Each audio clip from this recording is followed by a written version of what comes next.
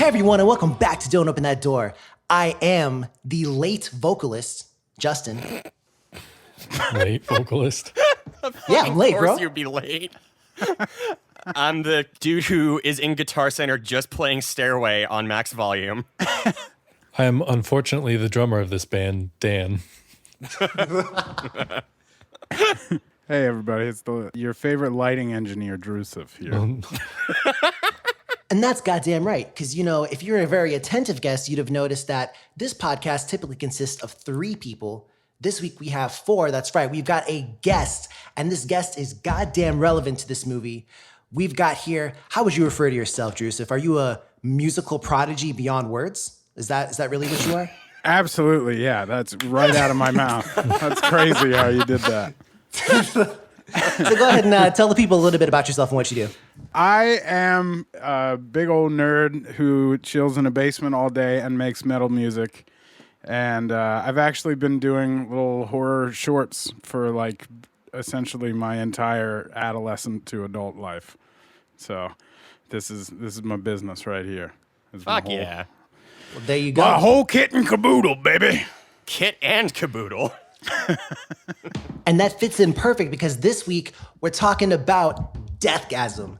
That's right, directed by Jason Lei Howden. We've got Milo Cawthorn, it's Brody. James Blake is Zach. Kimberly Crossman is Medina. Sam Berkeley is Dion. And Daniel Cresswell is Giles. So this metal epic begins with Brody, and he's basically in the town of Gray Point. Now, this is after his mom goes on a meth binge and is kind of sent to a psych ward, they say, because she was sucking off a Santa Claus. I'm going to go to my expert, Nico.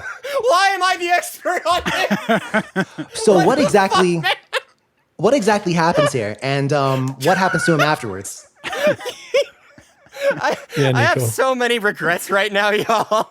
Wait, are you the sucking off expert or the meth expert? That's what I don't know which is worse. I hope it's sucking. We're gonna stop. We're gonna stop.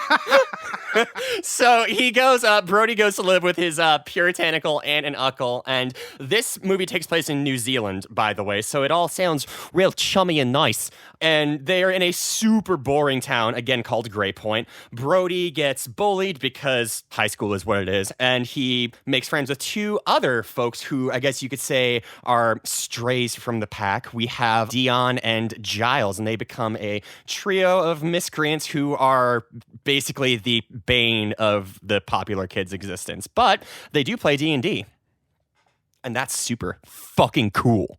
So that's what they do. And so the one good thing about the city is they actually have a record store.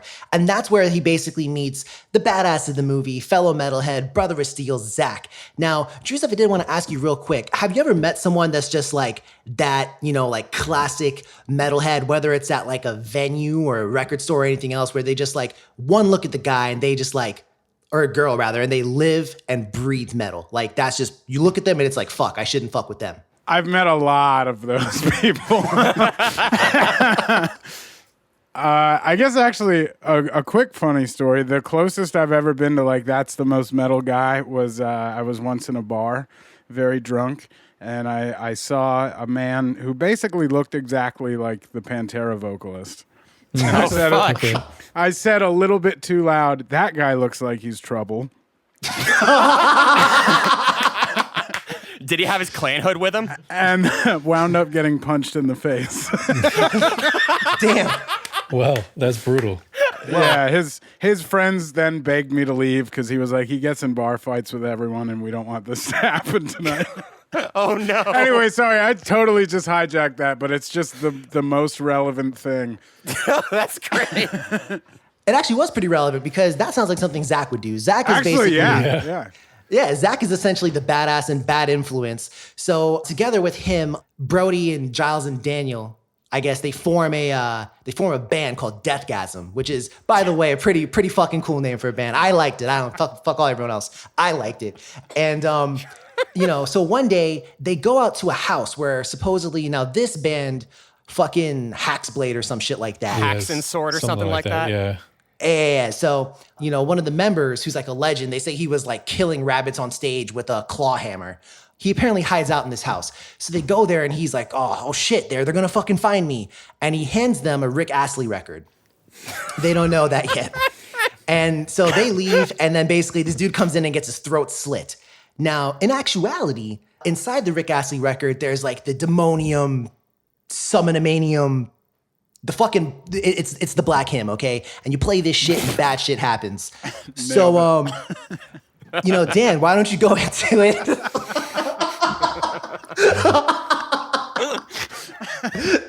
So, Dan, why don't you go into it and tell us what the fuck exactly the black hymn does, sir? So the Black Hymn, little do they know, is a demon summoning sheet music. So they play the music in unknowns to them. They actually, people in the surrounding area start to kind of get possessed by demons, but then they stop playing before they can fully get possessed and everything. So then a little bit later, the main character Brody gets his ass beat by his cousin, I guess. Yeah. Yeah. And he's feeling all kind of messed up. So he's like, no, I want to get back at my cousin. So he starts playing this song again and finishes it and actually ends up summoning a bunch of demons. And demons start wrecking the town. Would you look at that? And there's a whole satanic organization and everything that also want the power of Aloth, which is the demon, I guess. And long story short, they basically, Brody and Zach, and also his friends, they end up having to fuck up a lot of the possessed people. And we're going to get to some of these kills in a little bit, but this movie is brutal. Like, there's gore fucking everywhere. It's intense. BRVTAL is how you spell that, by the way.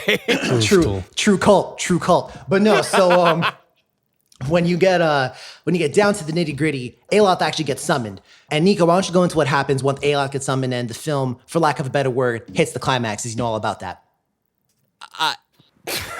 Guys, let's not forget quickly the love interest arc. Oh, yeah. Oh my god! How did I forget that? How did I forget on the that? Topic of climax. Thank you, Drewsif. Put a pin in that, Drewsif. Drewsif, why don't you go into this award-winning romance, the best since Shakespeare himself penned Romeo and Juliet? So we have a situation while after band practice one day, the classic meet cute situation where a man in full corpse paint bumps into a high school girl, and they both drop all of their things.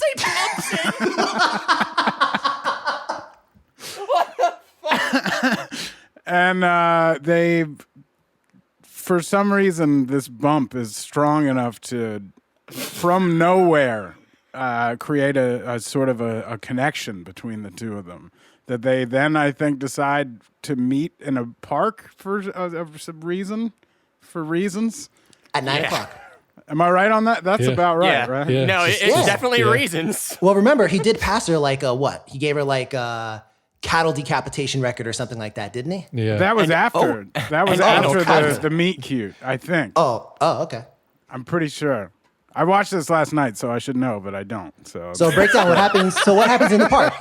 I watched it today. You're fine. I'm assuming he goes, right? He meets her up in the park? Yeah, in the park, he he gives her a couple albums. We get that classic, like, are they gonna kiss? They're about to kiss. Oh no. Tartar sauce. They don't. Tartar sauce. Tartar sauce. And our tension is broken by what's his name? What's the guy? Brody's awkwardness. Yeah. But of course, we must revisit this love interest at a later time. Oh, absolutely. We will. And then other things happen in the movie. Exactly. And then right. we're back to more of the love interest arc that we missed. Which is when Medina, I'm just reading the Wikipedia right now. Don't even don't even get it twisted. Don't tell man. them our secrets, man. Meets Zach by chance, and then Zach is like, yeah, he hates you, and then she's like, what? And then he's like, yeah, we better screw. Just like that too. Kind of. And that's the plot that was written for a professionally made movie. This was professionally made. Believe it or not. I'll have you know You left out the critical detail that Oh, he did. shit. He did. Oh, give that's her, right. He did want to meet her. He did no, not even that. He gave Zach gave his jacket to her, which automatically meant that had to happen. Oh, you're right. Yeah. You're right. You're right. Man, Yeah. I'm calling you out, and I'm missing facts myself. Look at that. How could I mean? It's wild. But and this is where the movie's great because underneath the, as you just described it, the tangled web of romance, we get to a culmination here where Zach, at first he gets into a little fight based on the romance, but he comes back to help everyone, and he ends up getting possessed by Aloth. And Nico, what does Brody have to do to rescue the world? Right. So in order to rescue the world, what he's got to do is he goes and he takes the black hymn demonia humana blah, blah, blah, blah, whatever it is, and he goes and tries to plug into the full stack of amps that this guy that they burglarize their home into. He tries to get in and play the thing backwards to like reverse everything, and he ends up playing a solo that must have been blessed by the gods above because like lightning comes out of his fingers and he, sparks just fly everywhere, and he manages to take down Aloth and get Zach back. Brody then kills Zach, getting rid of Aloth, and there is a happily ever after with Medina where they are talking about the niceties and intricacies of cupping a mic and talking about cannibal corpse like you do. Yeah. I took offense to her statement, but in any case, there's also a nice little end credit scene where Zach actually contacts Brody from hell and lets him know how great it is down there, and they've got some awesome shows. So Paul McCartney and John Lennon. John Lennon. and we said the Misfits. Wait, what? Yeah, the Misfits. Did I miss this? Yeah, it's after the credits. You know what? The one time I was like, they're not going to put a post-credit scene in this movie. Yeah, Oh, my God. Didn't you I'm know actually this not is gonna part lie of the to you. MCU? I didn't I've expect shamed it. us all. I got up to get some water and left it running. That's what and I I did. came back, and then the credit scene was playing, and I was like, "Oh, what the fuck is this?"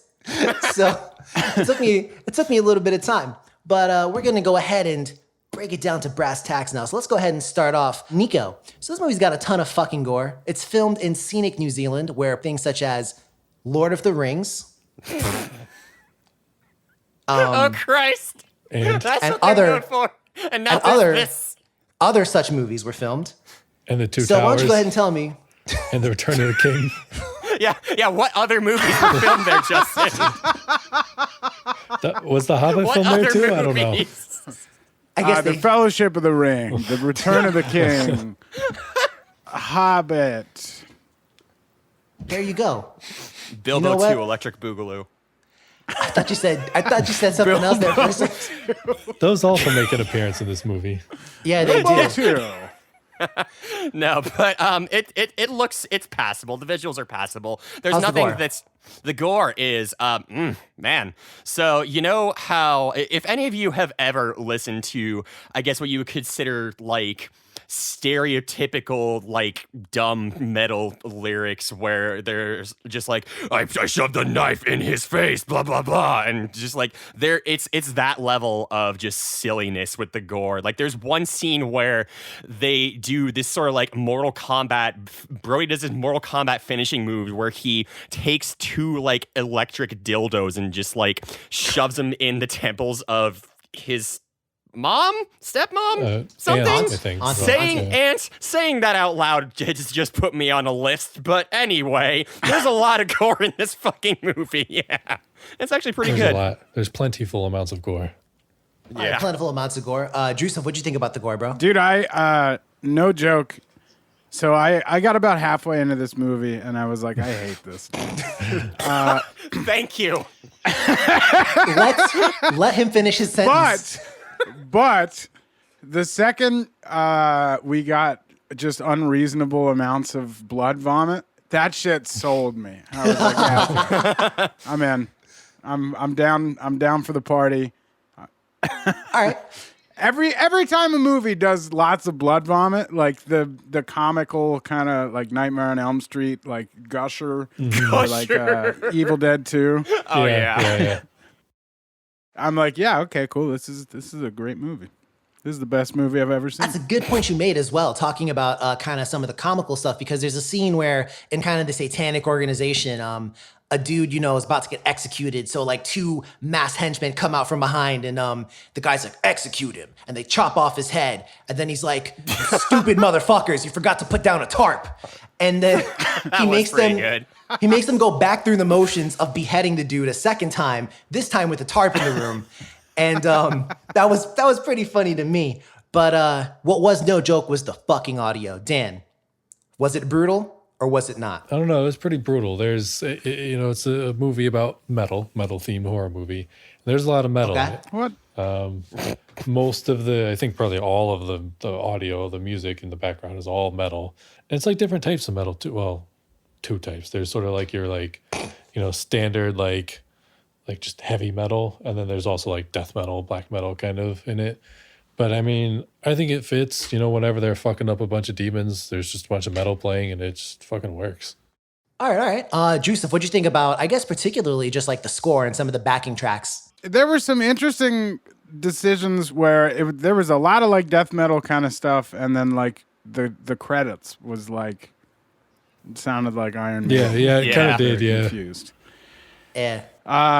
Also, Brody's battle vest drove me crazy. Oh, yeah? Why? Okay, he's got death metal bands on there, and then very top on the shoulders, we got a Slipknot logo and a Trivium. Yo, this movie loved Trivium. They made like 5 Trivium references in this movie. Poster too, yeah. No living black metal fan would, in any circumstance, admit to anyone that they like Trivium. That is a fact. I think that's the most unbelievable thing about this movie. Ignoring like, I believe the demons and the gore and the dildos and the Christian home and all that stuff, but Trivium, nah. What's a step too far? God damn it! And actually, I'm glad you said that, Dan. Go ahead and follow up on that with the next joint, because I think that's actually perfect second to it, bro. So one thing I did want to talk about was elitism in metal. And elitism isn't exactly the best way to put it, I guess. But metal has like a billion subgenres and everything. I think this movie kind of touches on that a little bit. We just mentioned, the different metal bands, but also like Trivium and whatever. But when Brody first meets Zach, they're in a record store, and Zach is flipping through records. So Brody goes over and is, trying to talk to him, trying to meet him. And Brody's flipping through records. And they go back and forth a couple times where like somebody will find a record and they kind of look at each other to see like if they're like, oh yeah, that's a cool record, or no, it's not. And then they get to like a Poison record and they both like, oh, gross, oh, Poison. And then, they kind of bond over the fact that the Poison is like sucks. And then I can't remember what record they pull out that actually like they agree on or whatever. But it's Carly Rae Jepsen, actually, of all things. Oh, yeah. I wish. But, I think this much movie... better than Poison. Right. Oh, yeah. Objectively.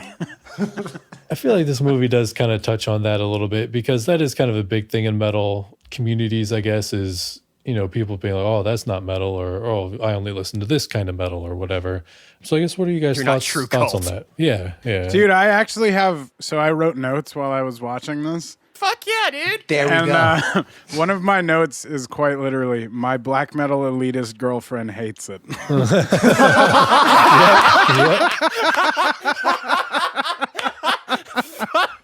That's fucking perfect. I mean,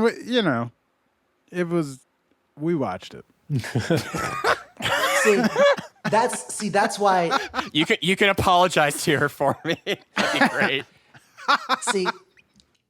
That's why I'm not true hardcore, because I would totally listen to like, I don't know, I'm trying to think of something ridiculously like fucking like Rings of Saturn or some shit, and then or fucking Infant Annihilator, and then go on to just like, I don't know, I'll listen to fucking Kansas or some shit, just because that's how I'm feeling at the time. But it's just pretty interesting. Yeah, it's pretty interesting. Now, on another topic, I do have to ask you, how did you feel, Drewsif, about the music video where they all got in corpse paint and went out to the woods and shot like a fucking $5 music video? I shit you not, man. I have made that music video. Yep.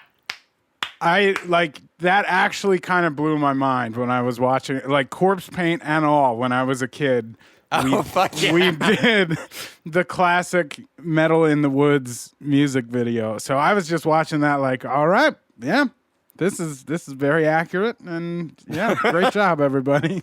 It's my childhood. Nico, how'd you feel about that video, bro? Honestly, it reminded me of our fucking math project. I was gonna say. Yes. So Drewsif, you don't know this story, bro. Let me tell you exactly what happened, man. Which I'm one? ready. So we're in high school. We got to come up with our math teacher liked to give us video projects for math class. So we basically had to come up with a 5-10 minute video. We had to explain, was this for trigonometry? Yeah. Yeah. We had to explain yeah. trigonometric functions in a video. So we cooked up a plot. It was Nico, Dan, myself, and 2 other guys. We cooked up a plot where one of us was a zombie brought back to life by Saddam Hussein. And Topical. Yeah, right.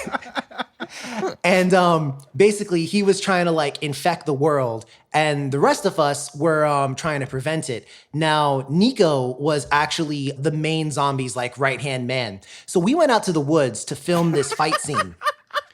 And I'm, so it's Dan and me and one other, I forget who else is there, Dan, but me and Dan and one other guy trying to heroically fight off these zombies.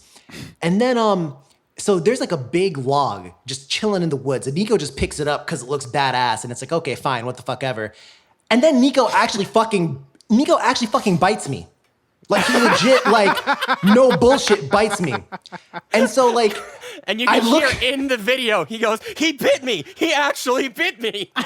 And then so the fucking guy filming doesn't stop. So that makes it to the final cut. So we're sitting there in class watching this, and then I just stop, and the video just shows Nico bite me, and I'm like, he actually bit me. And then everyone dies. I'm like, but yeah, so can't do that anymore nowadays with biting people. But back in the day, it was brutal, and I respect what we did. Social distancing, y'all. So Dan, did you have any other thoughts about that music video? No, I mean, I think it's a callback to Call of the Winter Moon by Immortal. Yeah, 'Cause they 100%, made one of the Call of the classic Winter ones. Moon? Yeah. I thought it was gonna be, what's the one, Lilith's Embrace?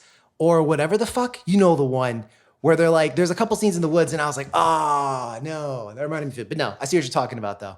I want to point out that they went so hard on this. I think their record label, what was their record label called? Oh, Crowbar Abortion or something like that. Yeah, it was Crowbar Abortion Records. And I was like, what the shit? So, I mean, yeah, there was certainly that. But now we're going to go ahead and get down to the true meat and bones of this. Oh, wait, I got one more note in here that's relevant. Oh, to what's up? the, What's up? It's just, this note just says, drummer in Kiss makeup is probably the best joke in the movie. Which is relevant Honestly. to the corpse paint thing. Honestly, yeah. I do like Nice that one and part subtle. near the end after they kill Aloth. There's a 2-month time skip, and it says 2 months later, except it's written in the black metal font that's just you can't really read what it says. So it has to it captions itself, and it's 2 months later, so you can actually read it. Subtitles. So, Oh, Jesus. I guess on another point now, first off, I'm going to go ahead and let me see who would be into this. Nico, what was your favorite moment in kind of the sex toy fight scene? So there's an awesome scene where, Is this just my brand? Is this my brand now? I'm meth So- and sex no. scenes and Santa Claus. Is this who I am? you can be whoever you want, Nico. This is don't open that door. Fuck, man. It's a door I'm not opening, but one door the characters did open. Zach and Brody go to their, the puritanical aunt and uncle's house. There's a room, and they go in, and it's full of sex toys. I mean, you got the double-sided closet dildo. even. Oh, it's yeah. They have R. the Kelly they was got in the there. they got the anal beads. They got everything, and they use these to fight off some zombies. Nico, how much did you like that? From I liked it a lot to I really, really liked it. Yeah, how much did you like it?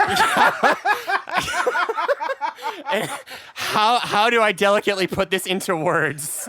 It tickled me. It tickled me to my very core. You could say I was on the edge of my seat. Oh, No, but So I think my favorite part of that was when Brody got the long black double-sided dildo and he was swinging it like a fucking cowboy lasso. Like, that is emblematic of this entire movie. And I really did love that part. I was pretty dope. Dan, so while Nico was edging to the scene, what'd you think about it? I mean, I thought it was good. It was funny. Was it good for you, Dan? Was it good for Not you? as good for you, I think, but yeah. I mean, yeah, no, it was honestly a pretty ingenious scene. Drewsif, I'm sorry that you had to hear Nico talk about that, but what'd you think Yeah, about that I'm scene? the man? problem. What was the question? How much What'd did you think love about or any other scenes really, the kind of the scenes in the middle where they gotta start fucking up the townspeople. What'd you think about those? I thought it was really, really good. I really liked the very obvious Evil Dead references, just like wanting. There you go. I mean, I guess basically the plot is Evil Dead. it? Yeah. Pretty much, yeah. But It is. yeah, what I'm currently upset about is all I can remember right now is the weed whacker to the dick. And like, I just Yeah. remember being like, man, this is so try hard, and the rest of the stuff is really cool. And of course, now thinking about it, that's all I remember. So, good job, guys. I mean, to be fair, so the scene he's describing is there's a scene where this dude just walks out, just like dick flopping in the wind. I feel like that was definitely, it took me back, by surprise. I didn't expect to see that. Wait, it took you back? Back to what?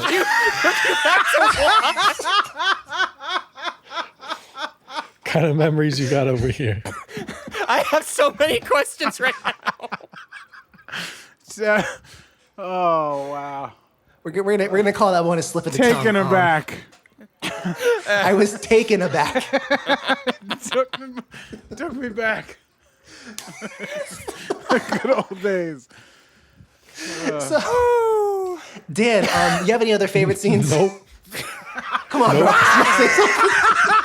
Nope. No, I do not. We've discussed all of Oh, man. That's the movie, guys. Oh. Be sure to like and subscribe. Oh, Jesus Christ. So, I guess there's one other scene that definitely jumps to mind. So there's one with Zach's dad, right? When they're in the auto garage, and Yeah. So Nico, why don't you go into how they kind of take him out of the game? So at this point, the curse has gone full blown, and people are all possessed and running amok and doing various demonic things. They're acting kind of like smart zombies, if you will. They're not necessarily stupid, but they're not necessarily, like fucking scholars or anything. And so Zach and Brody are in the garage, and they see Zach's dad. His head is he's slamming it into the garage door over and over again. And they're like, yo, dude, are you good, my guy? So they go over to him. They take off the little bindings on his face, and then he pulls the fucking Pan's Labyrinth and takes his eyeballs into his hand. He's like, I see you. And then they they take a fucking bandsaw to his arm, and then they drop a car engine on his face, like you do. Just a classic Acme cartoon, really. Then Zach's over here like, yeah, I think he'd like to go out that way. Rock on, Pops. I was like, man, how the hell? But no. So I mean, that was definitely a dope scene. And this movie is honestly like, if you actually go and watch this, there's a ton of scenes like that in the middle portion where just some shit happens. Personally, and I guess one of my favorite takes is there's this part where Zach and Brody are by themselves, and then you also have Medina, Giles, and I think his name is Daniel. They're also by themselves. So Medina and her crew are working their way to the school, and I believe it's Giles. So they've all got weapons. Giles comes out with fucking Hulk hands. No, And I was like- the other guy. The other guy does. Oh, was it Daniel? Was it Daniel? Not Daniel. That's not his name. It's Dion. Dion. Dion. Why the fuck did I call him Daniel? Dion. Shit, I've been calling him Daniel the whole. Thanks, Dan. You're welcome. Well, there's also Thanks, not to be confused with actor Daniel Cresswell, who You're right. plays Giles. Oh, true. Oh shit. Real Mind eyes, fuck. real eyes, real lies. It's goddamn right. Oh wow. So, we talked about the good, and there's a lot of good in this movie. We're gonna go ahead and start with you, Nico, because I know you're a fucking hater as well. Hater. What criticism do you have with this movie? Okay, so like I'm just gonna paint a picture for you guys. I have seen this movie, I think probably like 4 or 5 times now, not intentionally. Every time it's happened, I've been in a friend's house and they see this like, oh yeah, this looks really cool. Nico, you play guitar. Let's watch it. I'm like, the first time I was like, yeah, okay, and then each subsequent time I was like, oh. Okay, all right, wonderful, and like functionally on its own merits. This movie does what it does really, really well. But to me, like, a lot of it does just seem kind of tired and silly. Like, I don't know. And just like watching, in particular, the meet cute, like Drewsif was talking about, where they're meeting outside of the convenience store, where there are these dudes in the background. His friends are just like air humping each other. I work as a high school teacher, and I see that like day to day, or I did see that before COVID, RIP. Rip. And just like, I don't know. That just kind of takes me out of the experience. I'm like, come on, I get this at work. Okay. Dan, any criticisms from you? For me, the only real criticism, on a slightly serious note, I feel like there's a point where Brody and Zach kind of get into a fight, and then they break up their friendship. And then like a little bit later, Zach comes back in and, oh, he's back. Aha. And then they make up and become friends again. But it's only like 5 minutes after he left in the first place. So it's like, but true. this just happened. Like, I feel like there should have been like 20 minutes or something between them, but it's really like 5 minutes maybe. So I feel like that could have been longer for more emphasis. But honestly, I like this movie a lot. Yeah, there's a lot of really dumb jokes, and sometimes they try a little hard. But personally, I feel like that's part of the charm of the movie. I don't know. I love it. All right. And Drewsif, what are your thoughts, sir? I just feel really bad now that I've just been shit talking this movie. No. You are on the side of the righteousness. It was sir. like- You are on the side of That good. was such a heartfelt, like, yeah, I just really like it, and I mean, hey, everyone has their own That's- shit, you know? and I'm That's just like, it how we do sucks. it. But Half of you're good, dude. I would love to see this movie with the characters replaced and the plot Replace replaced and the setting and replace. the actors. No, keep the setting. Just wants to see Lord of the Rings instead. And all those other movies. Maybe some orcs. Peter Jackson directed. No, but like I think it is really good. It's just like the first 30 minutes I think are like legitimately insufferable. Okay. I can't fucking do it, man. Like there's Agreed. and I kind of go back and forth on it because I'm like, well, it is like high school kids, so they're going to be making stupid like shitty assholic jokes, but it's just like this isn't really necessary. But I don't know, man. I fuck having an opinion, right? No, I mean you did hit on my point though. You did hit on my point. I've seen this movie I think about 3 times now. But yeah, it's definitely at the very beginning it is kind of slow. They probably should have introduced I think the subplot with the whole demonic organization or whatever the Way fuck else. fucking earlier. Oh earlier. yeah. They did just kind of have that for a scene, and then they're like, nah, they're dead. Well, you know what it is? There's the woman who the first time we see her, she's blowing the head of the of the demonic organization. And then the next time we see her, she stabs him in the throat and she's like, now who doesn't have a gag reflex? I don't know, not you, because I literally, all we ever saw was 30 seconds of you blowing this dude. Yeah. And that's being generous. So they could have, It's a family film. they could have fleshed out the elements a little bit more. So let's go ahead now and as we already kind of talked about how we felt about the movie, I guess let's go ahead and take a quick look at what the critics said about it. So I'm looking at Rotten Tomatoes here. So, Drewsif, I know that Rotten Tomatoes is an aggregator, but we kind of say fuck that and just look at the rating overall. So far it's at 87%. Wait, Fresh. who's rating? Wow. This is on Rotten Tomatoes. This is the aggregate rating on Rotten Tomatoes. Which one? Which one is it? The critics or the users? This is the critics. Okay. The critics have it at 87%. The audience score is at 66%. There we go.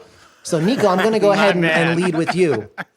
Nico, do you agree with the critics more? Do you agree with the fans? Like, where do you side on this? I agree with the critics. Sorry, no, I agree with the fans, rather. Or the audience, not the fucking fans.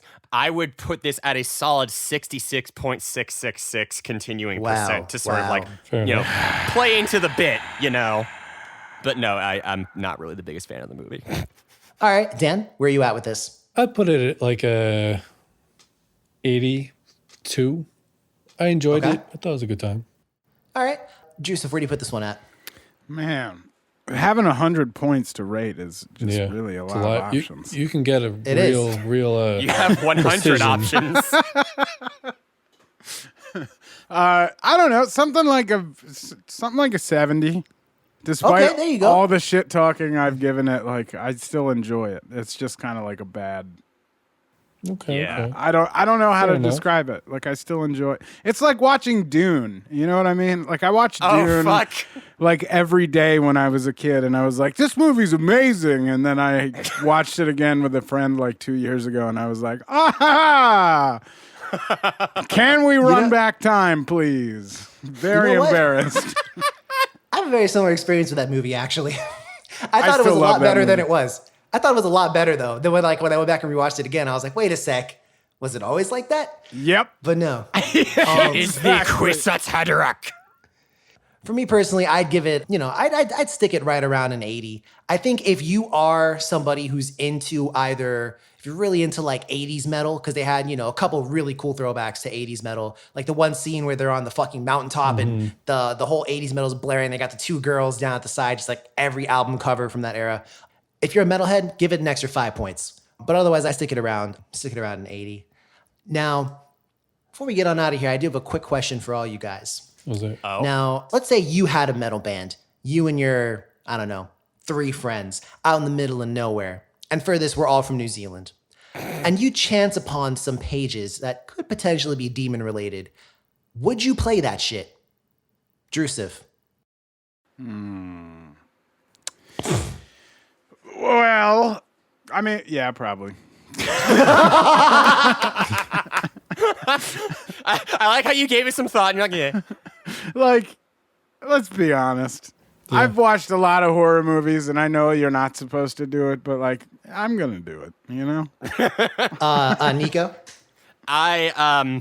Well, is it tabs or sheet music? No, but It was sheet music. It's actually in Tux Guitar. It's modern. oh, era. it's in Tux Guitar. Okay, then yeah, no, I'll plug it in. We're good. No, I would rip that shit up. Dan? I'm with Drewsif. Having seen a lot of horror movies, I'd be like, no, I shouldn't. But in reality, I'd be like, fuck yeah, I'm playing this.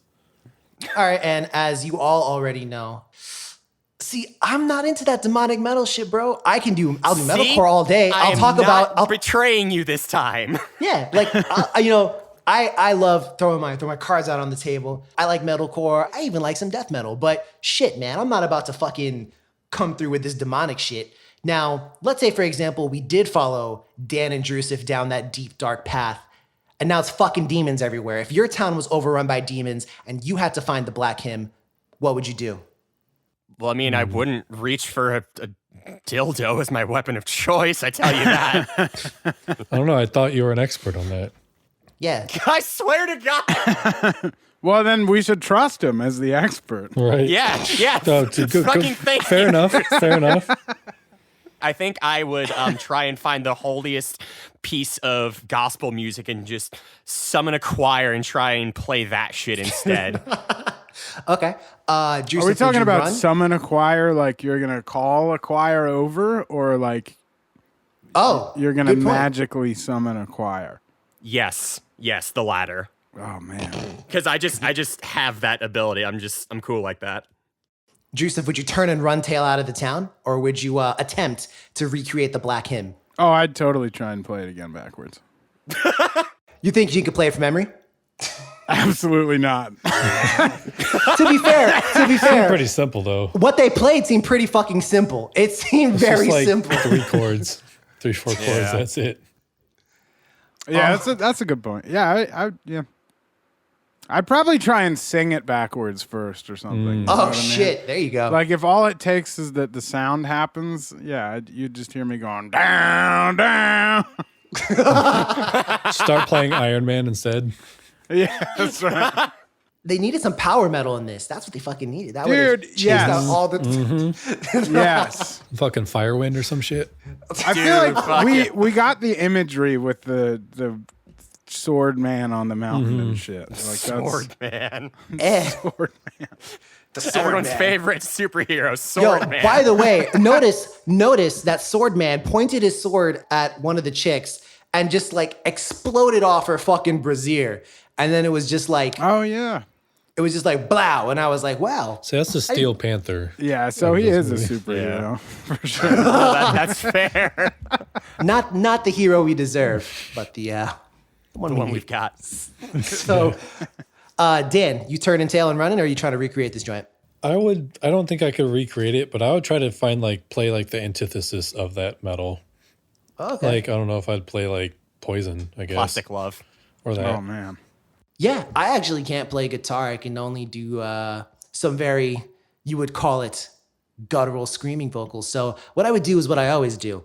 I would just hit up Nico and be like, yo, bro, I need some guitar for this part. And Nico would... Just all you have to do is play do do do do do do do do do. I would tell him what he has. I would tell him what he has to play, and be like, "All right, dope. Send that over to me, and I'll record my part, and we're good." And yeah, that's how I do it. Nico, you got to stick around for that. Unfortunately, can't. Can't Damn, all betray. right. Well, So yeah, I mean that's pretty much this movie in a nutshell. Does anyone have anything else they want to say real quick before we sign off into oblivion here? Hey, I'm just proud of all of us that we would all try and reverse the demons. yeah. Yeah, you know what? Yeah. If it was like something more complex, maybe not. I have to get the fuck out of there. But no. If the Black Hymn was like fucking prog metal or some shit where you had to have like Oh, a shit. We'd be fucking a keyboardist, like a fucking like 6 other things, like, nah, sorry, we gotta go, bro. Oh, dude. But, Dude, I got something real important that I wrote down. Oh, and no. I forgot what's about. that? Okay, so have you guys heard of this movie, Death Metal Zombies? I've heard of it. So but I've funny never enough, Oh, we've heard about it. We never watched it. That was something we talked about. So I'm pretty sure this is a remake of Death Metal Zombies. Really? Really? no shit. That being said, I haven't seen it in so long. Yeah, this is totally it. Hold on. Check this out. Oh, wow. Listen to this synopsis. Brad Masters enters a contest and wins an album by his favorite band of all time, Living Corpse. The tape has a special song called Zombified, which turns Brad and his friends into zombies at a party. Luckily, Brad's girlfriend, Angel, misses the party, and it is up to her to save her friends. She runs into Shengar, lead singer of Living Corpse and ruler of the dead world, who attempts to stop Angel. During Angel's escape, she teams up with her friend Tommy, who learns there is only one way to stop the zombies. Now Angel and Tommy have a limited time to figure out how to reverse the zombie curse and save their friends. I just want you to know in my head that Tommy is played by Tommy Wiseau. Yeah.